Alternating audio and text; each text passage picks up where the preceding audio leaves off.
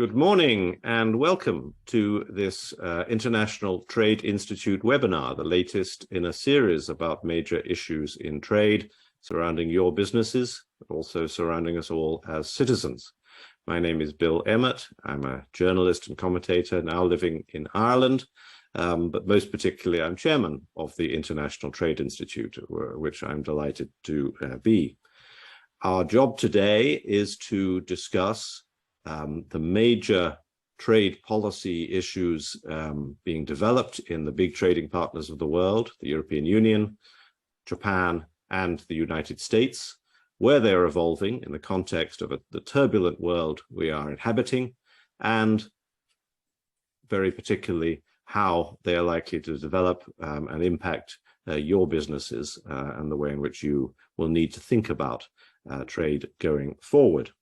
I've got three excellent panelists to represent those regions of the world, and I will basically pursue this seminar by asking them questions. No formal presentations, but rather a conversational format. And I invite you as attendees to offer your questions through the Q&A button. If you could write in your questions there. And if you see other people's questions that overlap with your own concerns, do vote for them to bring them more quickly to my attention. I will select and bring them in, bring in as many of them as I possibly can. Let me start by introducing our speakers very briefly. You've seen their biographies, but we have Minako Morita-Jaegar, Senior Research Fellow in International Trade at the University of Sussex Business School and the UK Trade Policy Observatory. Minako has worked as a Japanese trade representative. She's paid special attention to the Japan-EU EPA, I know, and to the Japan-UK partnership agreement that was signed recently.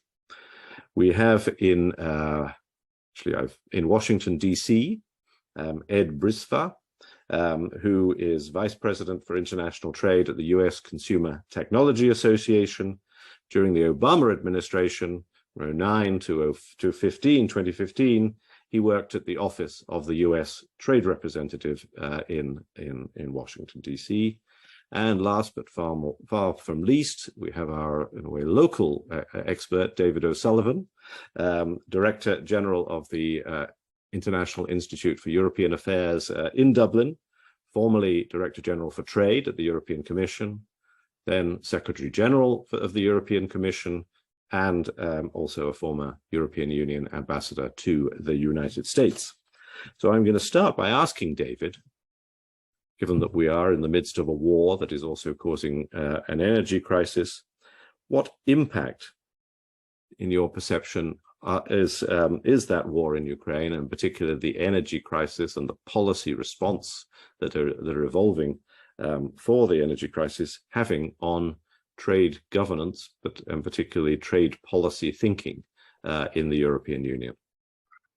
Well, thank you very much, Bill, and thank you for the opportunity to participate in this discussion. I'm not going to dodge your question, but I want to, I think the immediate impact of those issues, and they are important, and I will come back to it, strictly on trade is probably in the short term relatively limited. The European Union has a kind of three-pronged approach to international trade. One is trade agreements, and it sits at the center of probably the largest network of free trade agreements the world has ever seen. Domestic regulation addressing trade issues, so the classic trade defense instruments, but more recently, a slightly more robust legislation, for example, looking for more reciprocity in international procurement, or the development of what's called an anti-coercion instrument, which is designed to enable the European Union to retaliate if they feel unfairly punished by unilateral actions by our partners, inspired, let's be frank, in no small measure by Mr. Trump's behavior. And of course, a firm commitment to the multilateral system, to the WTO, but which is going through the difficulties we know. That policy remains active.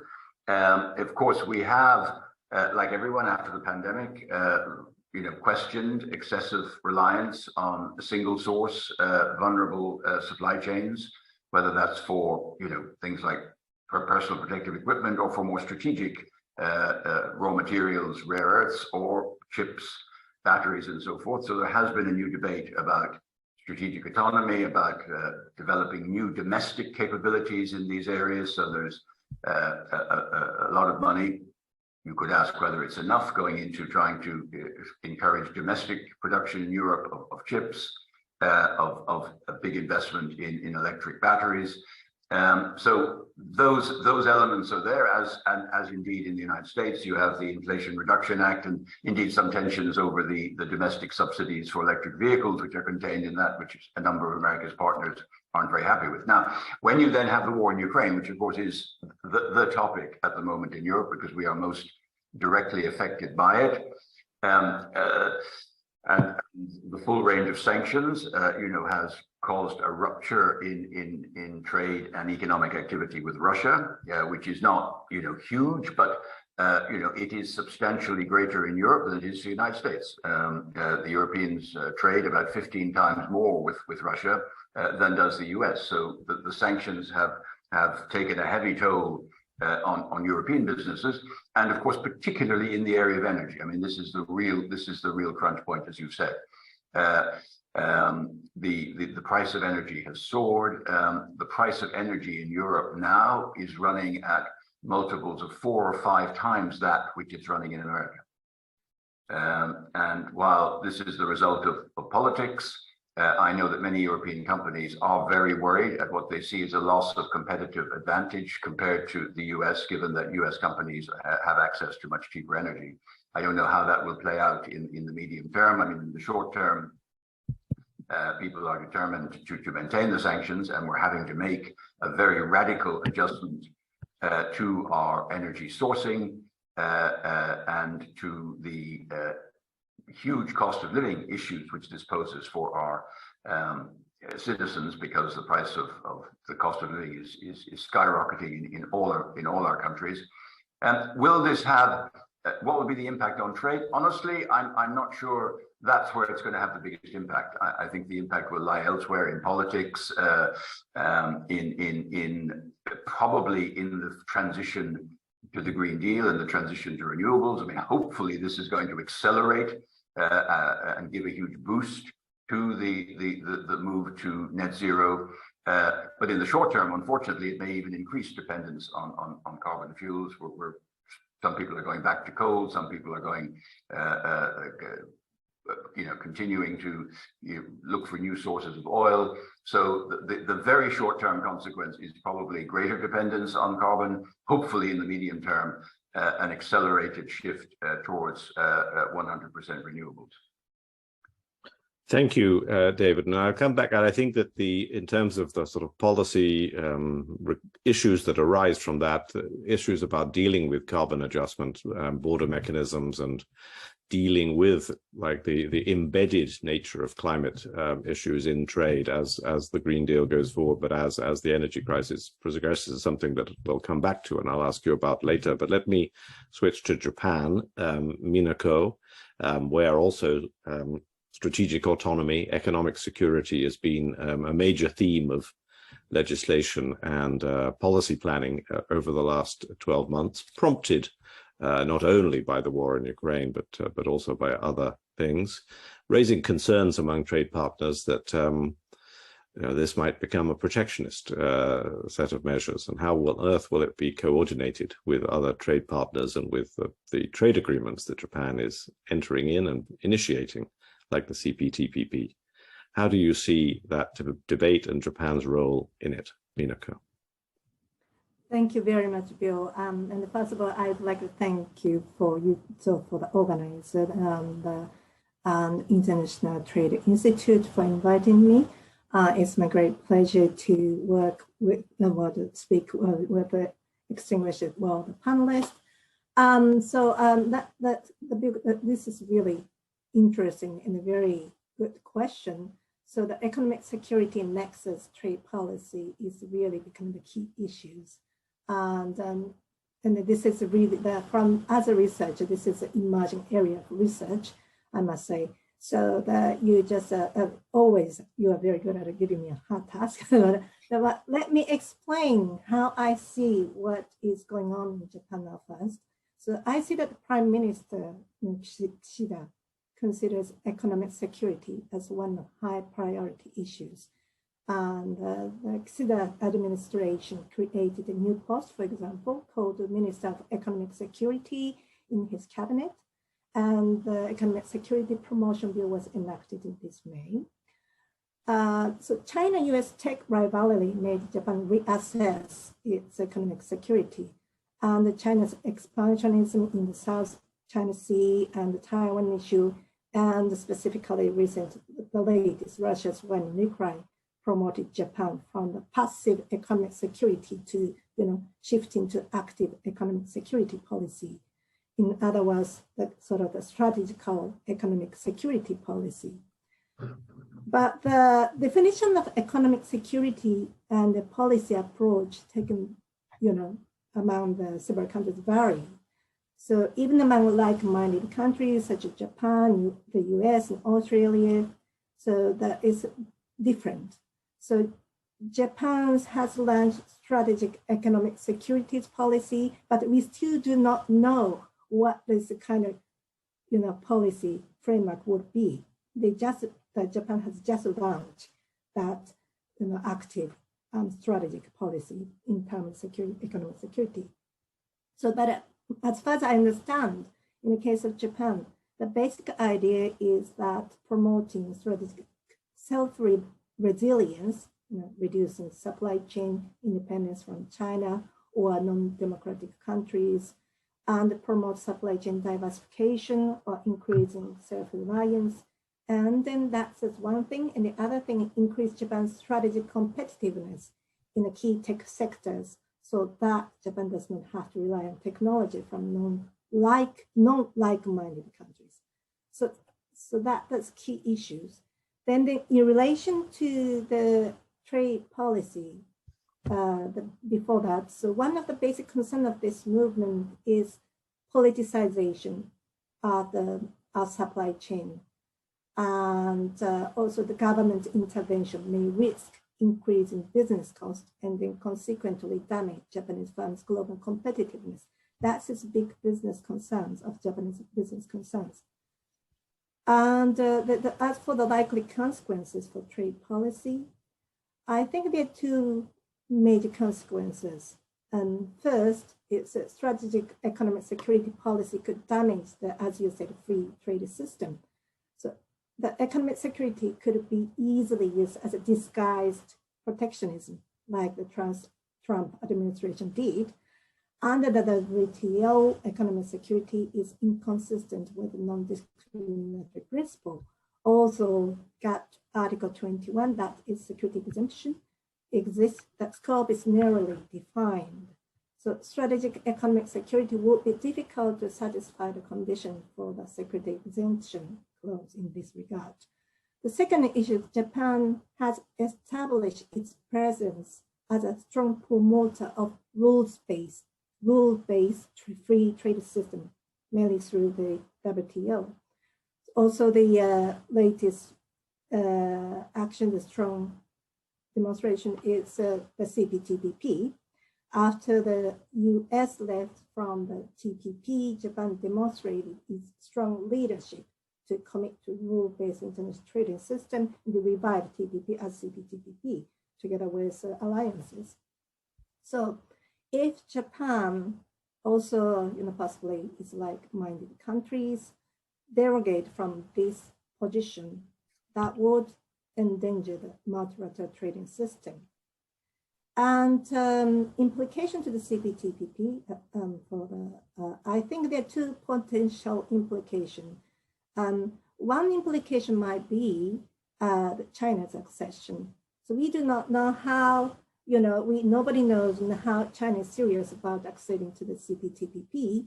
It might be just a political gesture, or China really try to use domestic reforms. So nobody knows. But for CPTPP members, keeping out China, including China from the economic security perspective, it's going to be also the very big question, but I'm not sure. The only thing I found very interesting is CPTPP also had a security exemption clause, but this is more very flexible for CPTP members to use this security exemption clause as a much more, I think, generous than the WTO.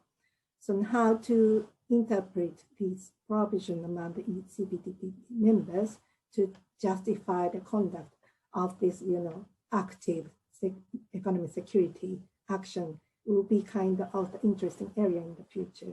So I stop here now.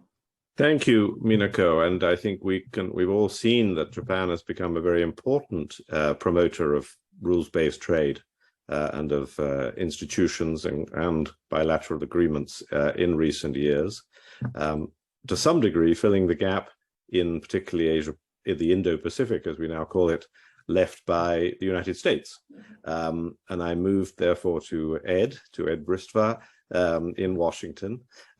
Certainly the successor office of the trade representative to the one that you served in was not noted for its liking for trade deals, and indeed pursued, obviously, as we all know, a pretty aggressive policy, both on national security issues with all of its allies, but also, of course, vis-a-vis China.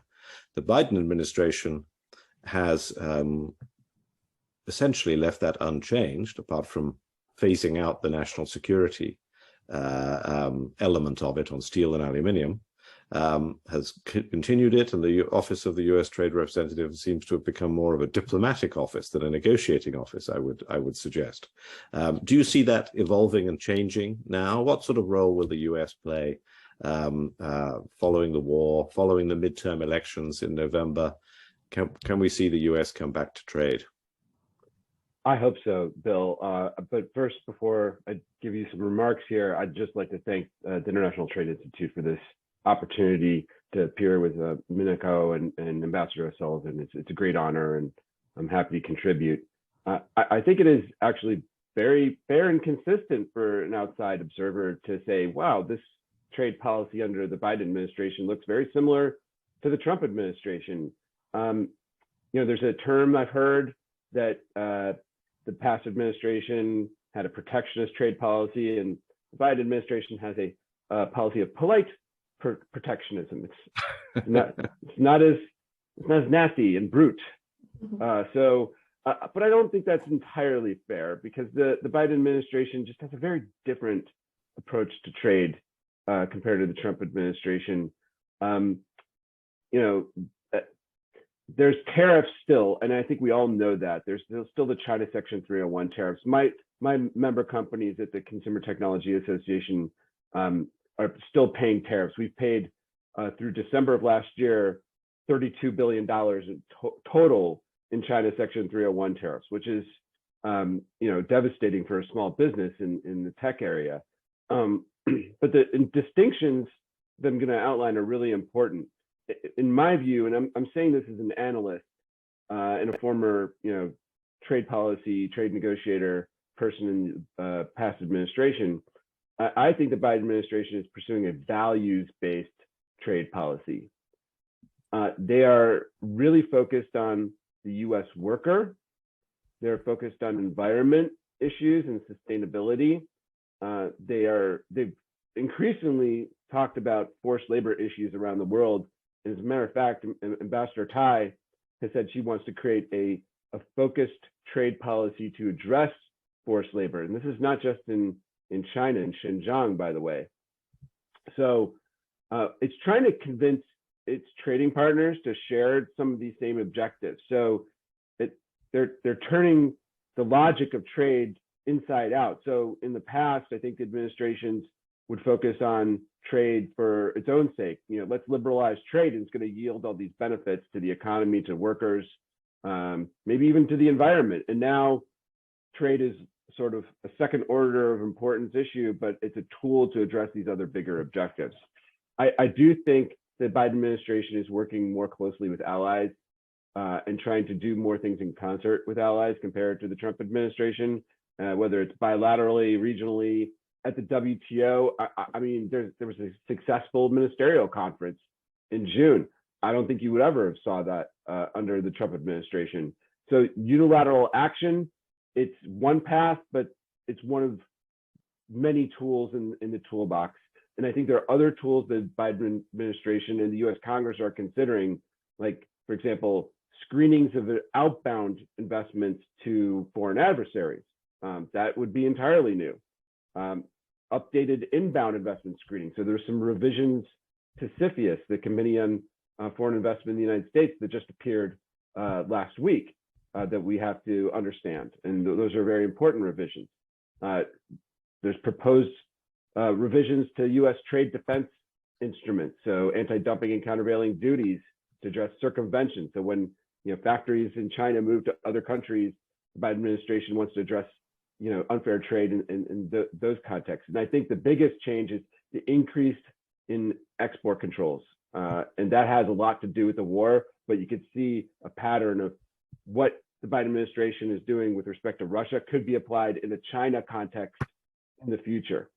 But for me, as a negotiator, former negotiator, the biggest change from the past, and this is kind of surprising, the Biden administration won't negotiate free trade agreements at all. They don't want them. Top down, they said no free trade agreements. National Security Advisor Jake Sullivan just said that recently in remarks. The Trump administration was negotiating free trade agreements with the UK. And now I think Prime Minister Truss just said, we don't think that's ever going to happen under the Biden administration. Look, the Biden administration has a lot of constituents like the unions, other groups, and they want to protect these existing jobs from unfair competition around the world. And I think that is their primary reason why they won't negotiate free trade agreements. They don't want to liberalize tariffs. So you asked about the midterms bill. This is always a fun question because you never know what's going to happen with the US midterms, particularly in this cycle. And I think if there's a Republican House and a Republican Senate, you're going to see a lot more pressure, hopefully, to negotiate new trade agreements. But trade's kind of a tough issue for the Republicans now, too, and they're just as protectionist in many senses. So there's a lot of ideas that the House Republicans have about China that the Biden administration isn't pursuing. So you could see even more hawkishness with respect to China. And like I said, I think the war has changed US trade policy. Trade and investment controls are front and center now. They're not in the kind of the back corner of the US trade policy house. They are the tools to use with respect to Russia and China to undermine the ability of Russia to wage war and potentially China to wage war in Taiwan. And it's future proofing China's ability to compete with the United States. Well, thank you very much, Ed. That's most interesting, and in particular, as you say, the reminder that the U.S. basically has essentially dropped the idea of negotiating trade agreements, but is participating in the weaponization of trade and other economic aspects. I'll come back to some of these big picture issues, particularly China in a moment, and also digital. But I think the fact that the British Prime Minister and the American President met yesterday in New York and discussed the Northern Ireland Protocol and, of course, the non-existence of a future trade agreement between the UK and the US leads me to ask David, given that Liz Truss and Joe Biden, I think, both set a kind of deadline of next Easter for saving the Good Friday Agreement and sorting out the issues with the Northern Ireland Protocol. If we were to close our ears to all the things that Ms. Truss said during her leadership campaign and take it as a clean slate, what are your expectations for how the negotiation could take place, and how might that then affect the businesses on this webinar? I think there is a very narrow but obvious path to a negotiated outcome. Or any of us who've looked at this, and you talk to my former colleagues in Brussels, everyone sees the kind of technical fixes that can be done to resolve some of the biggest practical problems which the implementation of the protocol is posing. However, this would require the British government to back away from this notion that they want to tear up the protocol and sort of start again, or to come up with something completely different. So if they are willing to work within the four corners of the text which they signed and ratified, I think it is not technically that difficult to find solutions which would effectively eliminate most of the problems. By the way, the elimination of a possible trade agreement between the United States and the UK, in my view, should also open the way to a veterinary agreement between the EU and the UK, which would greatly facilitate the solving of some of the technical problems, because it's a lot in the sanitary, phytosanitary area where the kind of snags have cropped up. The $64,000 question, if that's what we ask in Europe, is does the Truss government want to do a deal, or do they prefer to be able to claim that it's the EU's fault and they blame, they have a scapegoat in the EU? And of course, a secondary issue is the position of the unionist parties, and particularly the Democratic Unionist Party, in relation to joining an executive in which, after the results of the election last May, they would find themselves as holding the post of second minister rather than first minister, which would be a dramatic turnaround in Northern Ireland politics. Are they really worried about the protocol, or do they simply dislike the political situation in which they find themselves, and the protocol is a convenient excuse for not playing the game? These are the two questions to which answers have to be found, and I think. I know in Brussels and Maris Sefcovic, and I know the Irish, both Simon Coveney and Micheál Martin, are cautiously optimistic that if people are willing to engage and look for solutions, they can be found. But of course, if what they want is a political battle, well, then they will always find a reason to continue that. I mean, just to follow up quickly on that, David, one issue that was hard to interpret with the British government and the DUP in a way is how absolutist they are determined to be. Yes, the battle, but also you use the key phrase, most of the problems being solvable.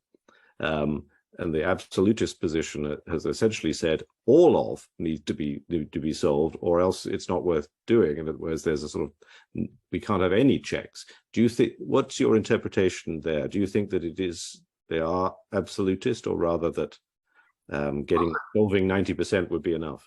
This is the question. I mean, the protocol, of course, was a second best solution. Nobody particularly wanted Brexit. It causes the problem of how you manage trade between the UK and the EU on the island of Ireland, because the sort of invisible but nonetheless real constitutional border between Northern Ireland and the Republic of Ireland is a border de facto now between the UK and the EU. Nobody thinks it's practical to actually install customs posts and checks on that almost impossible to police border. There has to be another solution. After 4 years of negotiation, it was felt the best way to do this was in the ports and airports of Northern Ireland, where there is infrastructure and where there's no new checks visible to the general public. There are clearly problems of certain products which are now being restricted or which are more expensive because of these checks, and some people in Northern Ireland are not able to obtain products that they could before. There are solutions to this, but to the general principle, as you say, of the fact that there have to be some checks between Great Britain and Northern Ireland trade, that is to me absolutely unavoidable given the nature of the Brexit which the UK has chosen. Choosing a hard Brexit inevitably pushes you in that direction. However, I do think it is possible to minimize the nature of these checks, to make them virtually invisible to the ordinary citizen, and to make the whole thing work very smoothly, giving Northern Ireland a unique economic opportunity of being an integral part of the EU single market and the UK internal market, which is a massive investment magnet potentially if it can be made to work. Absolutely. Now, thank you. Now, we've got 15 minutes left, just under 15 minutes left. I do encourage any members of the audience who are listening, if you have a question that you'd like to put to any or all of the panelists, do write it into the Q&A. I would like very much to touch on digital issues with Minako, because digital governance has played a particular role in the agreements between the UK and Japan and others. And I think how we navigate as the three major trading powers of the world, that area is very important. And I'd like to then move on to China and the issues about doing business with China, perhaps with Ed. So first of all, Minako, how is this going to evolve, and how are we going to navigate this new world for services trade primarily? Okay. Thank you very much, Bill. So because of the economic digitization, trade and the data governance is becoming a really key issue together with trade and environment. And what I'd like to just raise the issue is the current, in a nutshell, what is going on. It's because the WTO, that's the working procedure is really slow. Although there is open plurilateralism, is not promoting inside the WTO, and then there is a kind of the working group or the joint initiative on e-commerce is going on, but still the way that you dealing with the digital global rules, making global rules, is very slow. So that what is happening in the countries, many countries, especially Asia Pacific, is countries using the FTAs, the digital trade provision inside FTAs or digital economy agreement, and they make more kind of the high standard rules in terms of the digital trade area. The one thing I just mentioned is there are three major, the players in terms of the policy making of the digital governance. One is the EU.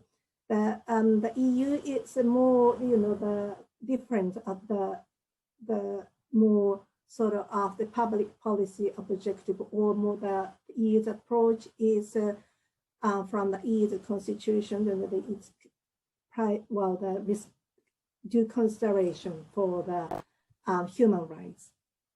So the data privacy, for example, is really the key issue, and the competition policy. So they try to make a balance between the economic objectives and public policy objectives. The other side is the US. It's a more market-driven approach. And then the one more thing is China, is they have a more strict control or the state control of the data governance. So then that's the three major streams, but what is doing, the Asia Pacific is trying to, on the, basically the spirit of the free trade, try to make the rules of the, ensure the free data flow, international data flow. Then under the inside FTA, they had the free data flow with the restriction of the data local requirement, and then this is a free data flow is really prioritized. But on the other hand, narrowing the public policy objectives in the FTA, and then also the other thing is data privacy, while the promoting free internet data flow, there is very weak mechanism or the untransparent mechanism of and how to promote operation of the interoperability, we say, that's of the data privacy policy between the countries which create the free data flow space. So the weakest point of the current digital trade rules under the FTA lies in the competition policy and the cyber security, and then also the data privacy. So this is issues to tackle together. But there is, I must say that the UK is, for example, after leaving the EU, just completely left from the EU's data governance, and then jumped onto the Japanese or Singapore or Australian, what Asian countries are trying to do, and then join the rules which is based on the new NAFTA or beyond on that. So my point is the data governance is there's a gap between the ideological gap between the EU and the US and then the China, and also developing countries and the small countries, they don't have capacity to have the high degree of the high level of the rules and data privacy. But trade policy, narrow data trade policy perspective, for business, free data flow is very crucial. So this is why there's a focus on there. But the problem is more than that. So the issue is more, we have to have a wider perspective, and then how to just make a legal and the technical mechanism in the digital trade governance is what we still have so many issues to discuss. Thank you, Minako. I think this is going to be a major area of argument and debate in coming years in trade policy, but also in the interim, an area in which companies need to learn carefully how to navigate this tangled world of different ideologies and different trade rules, different data rules and different privacy rules. Now let's look at the elephant in the room, China. And doing business with China. Ed, how do your businesses think about doing business with China, and how in the way in which the trade and weaponization sort of process has developed, and how can the countries represented, the regions represented in this seminar, work together? Do you think to navigate this difficult field of business with China?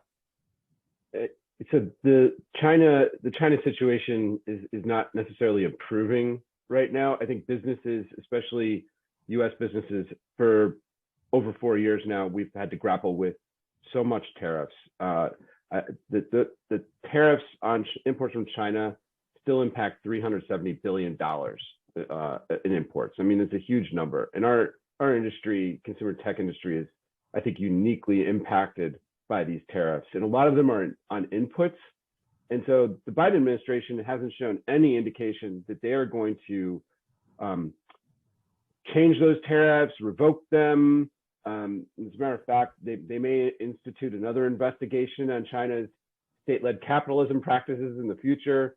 They haven't shown any indication they want to institute a new product exclusion process. So all of this taken together, it's a tremendous amount of uncertainty for businesses. And I can tell you, the businesses that I work with, some of them chose to move their supply chains and move production to other markets. And we've seen that. We have very clear data on that.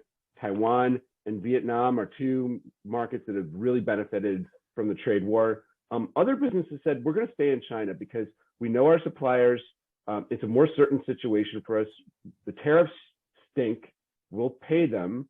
But we think we can, our business is going to succeed if we retain our supply chains and we don't have to deal with that uncertainty. So my view is that this uncertainty is going to continue, unfortunately, because the Biden administration is going to continue to put heat on China. I think there's a lot of hawkishness across the political spectrum in the United States. Unless President Biden and President Xi decide to dial down the bilateral heat when they meet in November at the G20 summit, my expectation is you're going to see more confrontation, more containment of China, at least from the United States, and I think maybe perhaps from the EU, which attitudes are changing with respect to China. And the China tariffs are just the start, unfortunately. We're going to see the tools that I described previously being used in practice to deter China from invading Taiwan or to address a possible invasion or blockade of Taiwan. And that just goes beyond just China's unfair trading practices. So I think businesses will continue to suffer from that uncertainty, the higher costs, unless the EU, Japan, the United States, and other leading economies in the Asia Pacific coordinate with and support each other. And I think this is a really important point. I really get upset when I see our close allies beating each other up. That's why I did not like the Section 232 tariffs as applied by the Trump administration. They harmed our historic allies. For what reason, I'm not sure, just it was a leverage play, but there are still instances where the United States is taking action through legislation and it harms our allies. The EV tax credits in the Inflation Reduction Act, case in point. So my recommendation is that we come up with a set of policy principles on how allies could support each other and have each other's backs as opposed to stabbing each other in the back routinely. And this is a really important point in the future. But honestly, the hardest question that we all have to deal with is what happens if China does invade Taiwan. It would roil the global markets. I've seen incredible numbers of the impact on the global economy or the US economy or the Chinese economy. Taiwan would be severed from the global economy effectively, and that would impact the semiconductor markets and all the associated markets. And I think the reaction from the US, EU, Japan, and others would be to decimate the China economy as severely as possible through the same set of sanctions, export controls, and other restrictions they applied to Russia. And that would be an enormous impact in and of itself on the global economy. I don't want to end on a sad note, though. I want more cooperation. Well, absolutely. And as a geopolitical man, I would say if that happens, we're in World War III, and trade issues are a relatively minor part of things. But short of that, let me just ask David just to say a few short words on the European Union views of China and how you see those evolving and particularly impacting trade and technology policy. Are they going to be more and more aligned with the United States? Has that hawkishness, is that well embedded, or is that more temporary? I think Ed is right that attitudes have changed and evolved in Europe and have become more critical of China.